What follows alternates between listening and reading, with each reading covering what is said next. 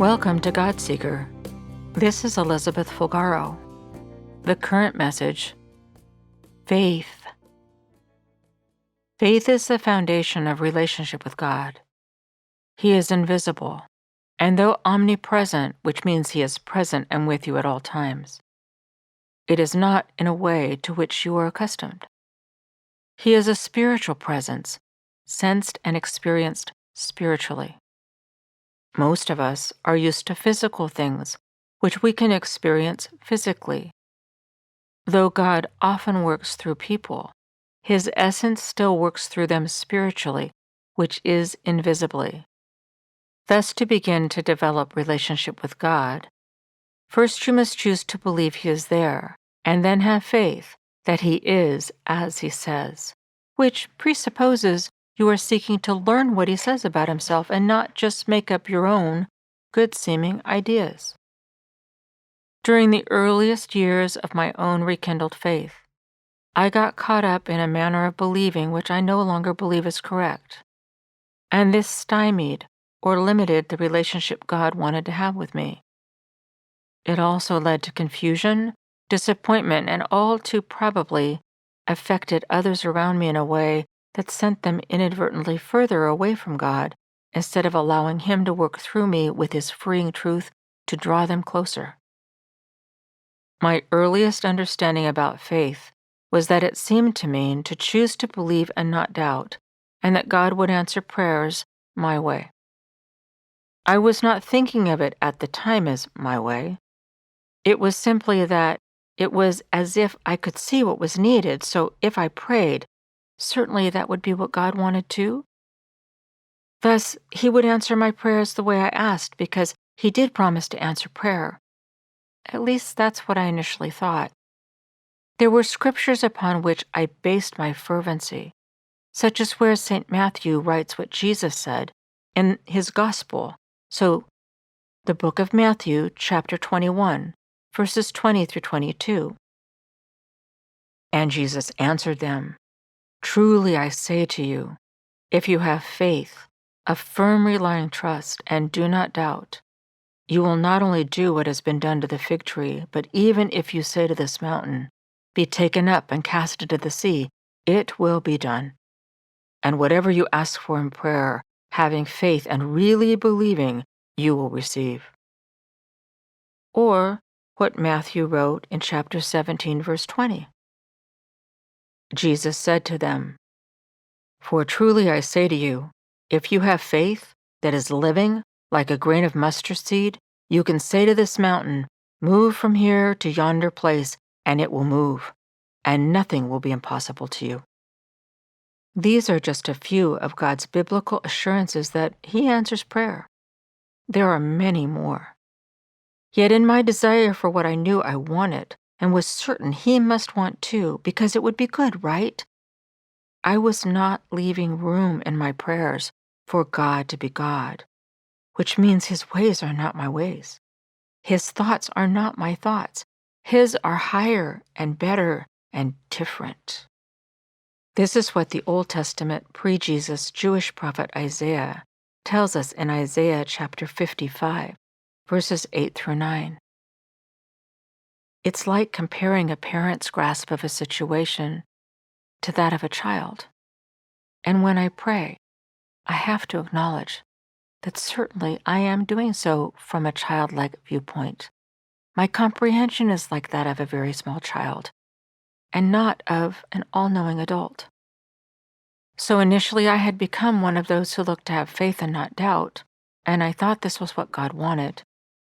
I believed that if I did this, that what I prayed for, it would come to pass. They were good requests according to my definition of good. And He is a good God who longs to give good gifts to His children. Matthew 7:11 quotes Jesus as saying, "If you then, evil as you are, know how to give good and advantageous gifts to your children, how much more will your Father who is in heaven, perfect as He is, give good and advantageous things to those who keep on asking Him?" Certainly that included me. I would dedicate myself to praying my request to Him without doubting. I would dedicate myself to persevering in prayer as He requested and with eyes squeezed shut and fists clenched, tightly hold on to the idea that if I were faithful in prayer like this, if I put forth this much effort, it would be almost as if I could partner with God to will this desired answer into being. God would bring it by the power of his response to the fervency of my prayers. Oh, this was so well intended. But time and experience have shifted my view in slight but significant ways. With good intentions, it had almost been as if I were trying to conjure God to do my bidding instead of being surrendered to his will. Unintentionally, but hoping this with all my heart. Yet as God began to give me broader understanding of the dynamics under which we live in this imperfect realm, along with his character and plans and how he works, my view of the role of prayer and partnership with God changed. My God is still the God of miracles. He definitely asks me to pray and asks me to bring my request. He still asks me to ask for the impossible according to the way he gives me to see it and in the way he leads. He looks for me to partner with him. But the answers are to be expected to not always be what I expect. Sometimes he will answer in a way beyond what I ever would have asked for. Other times, the answer he brings will seem incomprehensible because it does not seem like a kind or caring answer at all. Evil will seem to win, and one more time, my heart will break. I have learned this does not make him any less God or any less loving. I can still rest assured he did hear and is not surprised at what has come. Neither is he cruel. It does not mean I failed in my faithfulness to reach him. It does not mean that I did not pray enough. It does not mean I prayed somehow in the wrong way. When this is the answer others have for what is going on for you, these suggestions are horrible and flippant. All too easy explanations that some will throw at you because it's easier than grappling with that which cannot be fully understood yet, but has come to be, even though you prayed, seemingly in spite of your prayers. It means I am a child of God, and he alone is God. It reminds that here in this temporal existence, there are greater, longer-lasting agendas afoot than getting the job I thought I wanted, or the place to live for which I longed, or even more than having someone I cherish live longer. God answers prayers. You partner with him with your prayers to birth that into this realm which he has purposed from his throne in heaven. His answer won't always look like what you think ought to be. And sometimes his seeming lack of answer will cause you to weep.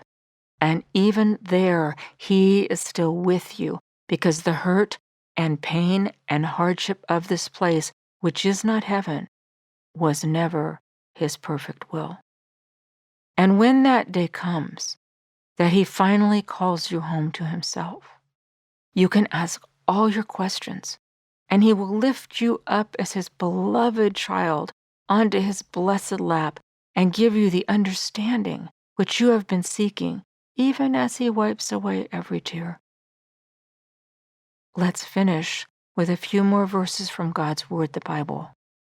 This time from St. Paul's first letter to the Corinthians, a community of first-century Jesus followers in Corinth, which was a city-state on the Isthmus of Corinth, a narrow stretch of land that joins the Peloponnese to the mainland of Greece, roughly halfway between Athens and Sparta.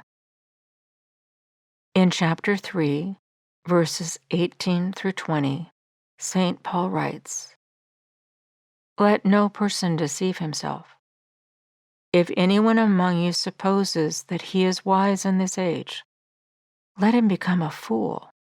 Let him discard his worldly discernment and recognize himself as dull, stupid, and foolish, without true learning and scholarship, that he may become really wise. For this world's wisdom is foolishness, absurdity, and stupidity with God. For it is written, He lays hold of the wise in their own craftiness. And again, the Lord knows the thoughts and reasonings of the humanly wise and recognizes how futile they are. Listen to the song, "The Answer Was No," from the Walk on Water album. You can find the song, "The Answer Was No," on my YouTube channel, various streaming services, and always on CD. Thank you for joining in. God Seeker Messages are brought to you by Eagle's Nest Foundation. Until next time, this is Elizabeth Fulgaro. I am praying for you. Listen to the song, "The Answer Was No," and keep seeking God.